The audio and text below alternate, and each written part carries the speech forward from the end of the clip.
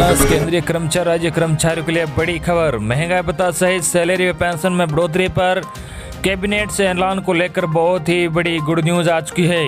वही कर्मचारियों पेंशनर से जुड़ी अन्य भी बड़ी खबरें हैं जिसकी जानकारी आपको सबसे पहले इस वीडियो में देखने को मिलेगी। तो बने रहे वीडियो में। इससे पहले अगर आपने अभी तक भी इस वीडियो पे एक लाइक नहीं किया तो एक लाइक कर दीजिए, क्योंकि आपका एक लाइक ही हमारी मेहनत का फल होता है। और चैनल को भी फ्री में सब्सक्राइब नहीं किया, सब्सक्राइब कर लीजिए ताकि आगे भी आपको इसी तरह की लेटेस्ट से लेटेस्ट अपडेट सबसे पहले देखने को मिलती रहे। तो चलिए दोस्तों, पहली बड़ी अपडेट की बात करते हैं जो बहुत ही बड़ी खबर है। जी आपको बता दें कि एमपी में मार्च 2021 तक बंद रहेंगे पहली से 8वीं तक के स्कूल, 10वीं से 12वीं की होंगी बोर्ड परीक्षाएं। जी आपको बता दें कि कोरोना महामारी के कारण इस पूरे सत्र में मध्य प्रदेश में पहली से 8वीं तक के स्कूल नहीं खुलेंगे, 5वीं और 8वीं की बोर्ड परीक्षा भी नहीं होगी। सरकार ने ऐलान किया है कि मध्य प्रदेश में इस बार 30 मार्च 2021 तक स्कूल नहीं खुलेंगे, लेकिन इस दौरान 10वीं और 12वीं की बोर्ड परीक्षाएं आयोजित की जाएगी, इसलिए अब इनकी नियमित कक्षाएं लगेगी। शिवराज सिंह चौहान ने आज इस संबंध में स्कूल शिक्षा विभाग की बैठक ली। इसमें उन्होंने हालात की समीक्षा करने के बाद स्कूल न खोलने का निर्देश दिया है। 5वीं से 8वीं बोर्ड परीक्षाएं नहीं होगी। जी आपको बता दें शिवराज सिंह चौहान ने स्कूल शिक्षा विभाग की समीक्षा बैठक में निर्देश भी दिया कि कक्षा 5वीं और 8वीं की बोर्ड परीक्षाएं इस बार आयोजित नहीं की जाएगी। 8वीं के छात्र छात्राओं का प्रोजेक्ट वर्क के आधार पर मूल्यांकन किया जाएगा। 10वीं से 12वीं की होगी बोर्ड परीक्षाएं। जी आपको बता दें कि 10वीं और 12वीं की बोर्ड परीक्षा होना है, इसलिए अब इनकी नियमित रूप से कक्षाएं लगेगी। शिक्षा के स्तर में सुधार के लिए निजी स्कूलों की तर्ज पर सरकारी स्कूलों में केजी कक्षा की शुरुआत होगी। 1500 सरकारी स्कूलों में केजी 1 और केजी 2 शुरू की जाएगी। प्रदेश भर में बेहतर काम करने वाले शिक्षकों को पुरस्कृत भी किया जाएगा। अगली बड़ी खबर, दिल्ली में कुशल, अर्धकुशल, कुशल और अन्य श्रमिकों के महंगा भत्ता में हुआ बड़ा इजाफा।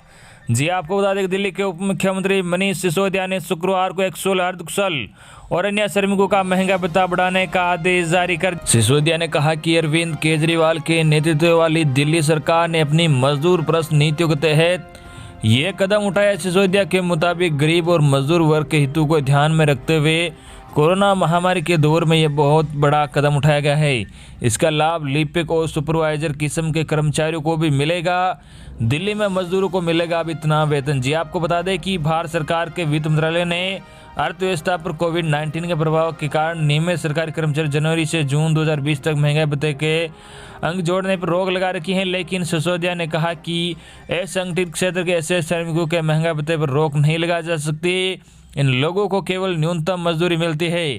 खासकर कोरोना संकट के दौरान ऐसा करना मजदूर के हित में नहीं है, इसलिए दिल्ली सरकार ने महंगाई भत्ता जोड़कर नया न्यूनतम वेतन की भी घोषणा की है। यह दरें 1 अक्टूबर 2020 से लागू होगी। दिल्ली सरकार ने दिए निर्देश। जी आपको बता दें सिसोदिया ने बढ़ी हुई दर से सभी श्रमिकों और कर्मचारियों को भुगतान सुनिश्चित करने का निर्देश दिया है। दिल्ली में अकुशल मजदूरों के लिए मासिक 15,492 रुपये, अर्धकुशल श्रमिकों के लिए मासिक 17,069 रुपये तथा कुशल श्रमिकों के लिए मासिक 18,797 रुपये तय की गई है। इसके अलावा लिपिक और सुपरवाइजर किस्म के कर्मचारियों की भी न्यूनतम मजदूरी की दरें बढ़ाई गई हैं। इनमें गैर मैट्रिक्स को मासिक 17,069 रुपये, मैट्रिक से गैर स्नातक तक को मासिक 18,797 रुपये तथा स्नातक और उससे अधिक शैक्षणिक योग्यता वाले को मासिक 20,430 रुपये मिलेंगी।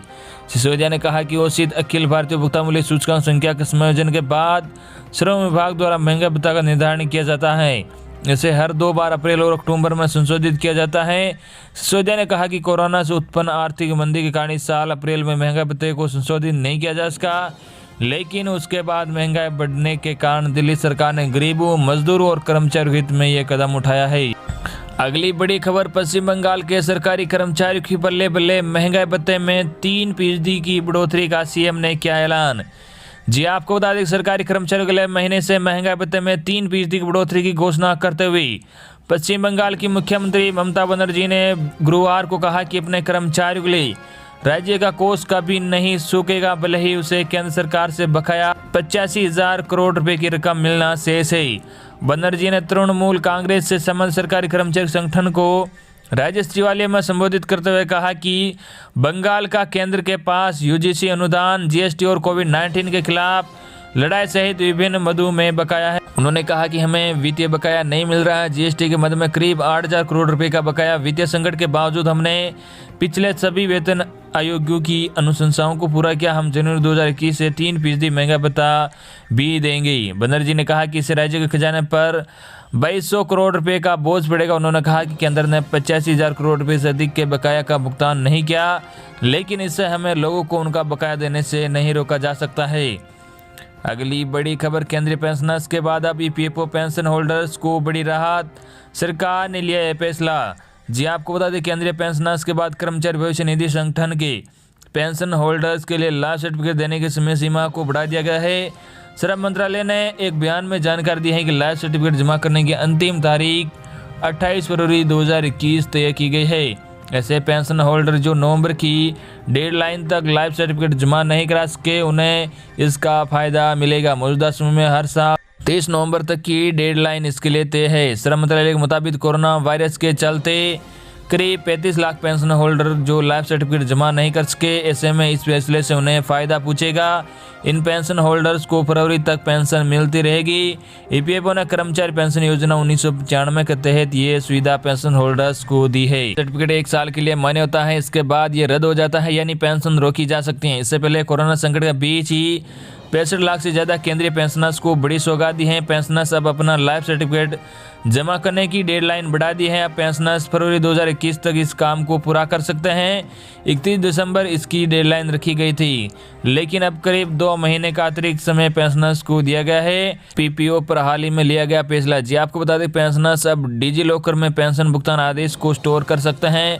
दरअसल कई पेंशन भोगियों ने समय के साथ साथ अपनी पीपीओ की ओरिजिनल कॉपी को खो देता है, जिसके बाद उन्हें पेंशन से जुड़े कार्यों को करने में दिक्कतों का सामना करना पड़ता है। ऐसे में डिजी लॉकर में पीपीओ को स्टोर कर वही इस टेंशन से मुक्त हो जाते हैं। अगली बड़ी खबर, केंद्रीय कर्मचारियों के लिए बड़ी खुशखबरी, बढ़ने वाली है सैलरी और जानिए की कितनी। जी आपको बता दें कि केंद्रीय कर्मचारियों के लिए एक बहुत ही बड़ी खुशखबरी आई है। जो भी कर्मी महंगाई भत्ता यानी डीए में बढ़ोतरी का इंतजार कर रहे हैं, उन्हें केंद्र की उम्मीद सरकार का बड़ा गिफ्ट देने जा रही है। मीडिया रिपोर्ट के अनुसार केंद्र सरकार अपने कर्मचारियों की सैलरी में भारी इजाफा कर सकती है, जिससे लगभग 50 लाख केंद्रीय कर्मचारियों व 65 लाख पेंशनर्स को लाभ पूछेगा। केंद्र की मोदी सरकार ने निर्णय इस महीने के अंत तक यानी अगले कैबिनेट की बैठक में ले सकती है। इस निर्णय के बाद भारतीय रेलवे के राजपत्रित चिकित्सा कर्मचारी के वेतन 7 वेतन आयोग के तहत 21,000 रुपये तक बढ़ाया जाएगा। इसी प्रकार भारतीय रेलवे में राजपत्रित चिकित्सा कर्मचारी पद पर काम करने वाले कर्मचारियों को भी पदोन्नति का लाभ मिल सकता है। All India railway men's federation के महामंत्री शिव गोपाल मिश्रा ने कहा कि कर्मचारी लंबे वक्त से प्रमोशन की मांग कर रहे थे। जल्द ही 7 वेतन आयोग के अनुसार प्रमोशन की प्रक्रिया शुरू होगी। साथ ही रेलवे के राजपत्रित चिकित्सा कर्मचारियों को 7 वेतन आयोग के तहत बढ़ाया जाएगा। खबरों की माने तो राजपत्रित चिकित्सा कर्मचारी के वेतन में कम से कम 5,000 रुपये हर महीने की बढ़ोतरी होगी। इसके साथ ही इनके एचआरए, डीए और टीए में भी बढ़ोतरी होगी। इन सब के साथ इनके वेतन में 5,000 से 25,000 रुपये तक की बढ़ोतरी हो सकती है। रेलवे ने गैर राजपत्रित चिकित्सा कर्मचारी जैसे लैब स्टाफ, स्वास्थ्य और मलेरिया निरीक्षक staff, nurse, physiotherapist, radiographer, pharmacist, आहार विशेषज्ञ और परिवार कल्याण संगठन के कर्मचारी के वेतन में वृद्धि को मंजूरी दी है। बता दें कि कर्मचारी लंबे समय से सैलरी बढ़ाने की मांग कर रहे थे।